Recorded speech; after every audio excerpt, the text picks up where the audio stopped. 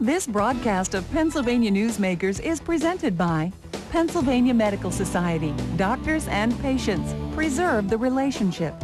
And by the Pennsylvania Manufacturers Association. Business in Pennsylvania is our business. Welcome back to Pennsylvania Newsmakers. Joining me is Fred Anton, the president of the Pennsylvania Manufacturers Association, and Roy Wells, the president of Triad. Two presidents, not of the United States, but of their own organizations. They're laughing about that. Two of the most knowledgeable guys about what goes on in Harrisburg. All right, Roy, let me ask you this question. The governor sort of talked about what he wanted to do in two pieces. The one piece, as Fred pointed out earlier, was sort of the policy dimension, you know, the roads and the bridges and healthcare and education and energy. The other was this stuff that has been brewing for a year and a half now, reform. And some of those reform pieces are going to be very difficult to accomplish. Walk us through some of the pieces to that and what you think about them. I mean, the governor talked about merit selection. He talked about changing the way we do reapportionment in the state. He talked about you know, the size of the General Assembly. I mean, these are all issues that the public, that have been resonating in the public, that's been resonating with editorial boards. And, you know, and the governor, as Fred said, I mean, he's sophisticated. He understands what the public wants, and he hears what the public is saying. So he threw those items out there on the table.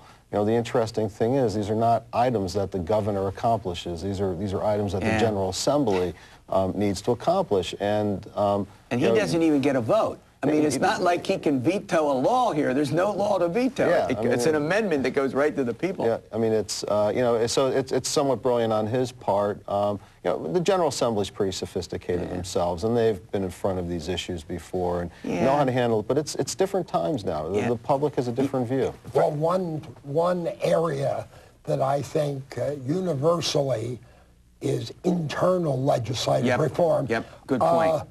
Not amend these bills in the middle of the night and pass them like gambling was done. That leaves a bad taste in everyone's mouth. It's the lack of transparency, and Fred, you bring up a good point, and it's one of the things that, you know, I don't understand. They don't have to do their business at 2. They don't have to use a vehicle called a conference bill, which, you know, the legislation is in a bill that goes to both chambers, and the members often don't even read it, don't even have time to read what's in the bill before they vote on, then providing the press and folks like all of us with information before they vote. That's the stuff you're talking about, right? Yes, I am. Yes, I am. And I think that both Republicans and Democrats in the legislature want those provisions reformed. Yeah. That's the easy thing. I think do you agree with that, Roy? That of all the stuff that we've been talking about in the reform agenda, that's the easier part of it. You agree? I think they're easy. The proof will be in the pudding when it gets down to budget time and things need to start moving. And I don't think it's easy because. Why do I think it should be easy then? Well, it isn't easy because if it had been easy, they wouldn't have done it for so many years the way they do it. Yep. It's hard to get the votes together for some of these controversial issues, and they've gotten a method where they're able to do so. Gambling is a classic example. You know, go ahead, Roy.